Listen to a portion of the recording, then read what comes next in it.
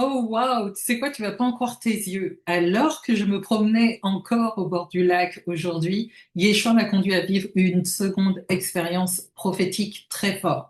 En soi, ce qui se passe, c'est que mon regard s'est arrêté sur une jeune oie qui boitait.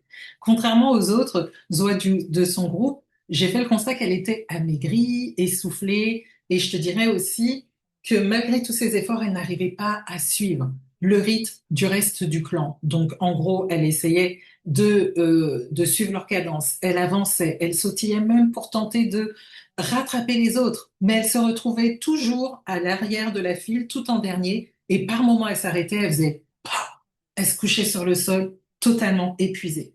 Voyant cette oie blessée, j'ai voulu l'aider, mais elle s'éloignait, donc je pouvais même pas la tenir, je voulais prier pour elle et tout, il y avait rien à faire. Donc ce que j'ai fait, c'est que j'ai étendu ma main vers elle en demandant à Yeshua de la restaurer, de lui donner des forces, de guérir sa marche et de faire même qu'elle soit désormais en tête de file et en avance sur tout le monde. Franchement, ça aurait été génial pour elle.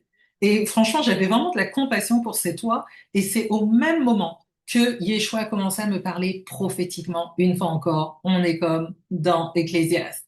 Et là, il me dit, écoute bien, Adélaïde, telle est la démarche des femmes chrétiennes afro-antillaises divorcées ou en instance de divorce que je te demande d'aider à marcher à nouveau avec aisance dans mes voies. Waouh! Là, je m'attendais pas à ça. Je te dirais, tu es une femme chrétienne afro-antillaise divorcée ou en instance de divorce. Et aujourd'hui, tu t'efforces tant bien que mal de reprendre ta vie après ton divorce. C'est-à-dire, tu vas à l'église, tu écoutes les enseignements, tu essayes d'avancer, et lorsque les autres te regardent, ils pensent que tout va bien. Mais je te dirais, ça c'est quand toi tu te regardes, c'est quand les autres te regardent. Mais est-ce que tu t'es demandé comment Dieu te voit prophétiquement, lui, depuis son trône? Et là, depuis son trône, je te dirais que quand Dieu te regarde, il te voit comme cette jeune oie, chétive, essoufflée, affamée, blessée dans ta marche avec lui depuis ton divorce. Alors oui, tu t'efforces comme si de rien n'était de suivre le rythme de ton assemblée, le rythme de tes frères et sœurs en Christ. Mais aux yeux de Dieu, ta démarche est boiteuse. Donc ta croissance spirituelle, en soi, au travers de toute cette expérience de ta vie, elle a été freinée comparée à celle de ses autres enfants. Et penses-tu que Dieu est heureux, il est joyeux de te voir comme ça? Non. Donc tu avances, mais tu avances blessé. Tu fais des efforts, mais tu es épuisé. Tu connais des moments de joie, des moments de victoire, bien sûr, mais tu retombes. Tu es comme cette oie qui s'arrêtait pour se coucher au sol épuisé. Lorsque personne ne te voit, tu rentres chez toi, tu t'effondres au sol et tu pleures à Dieu.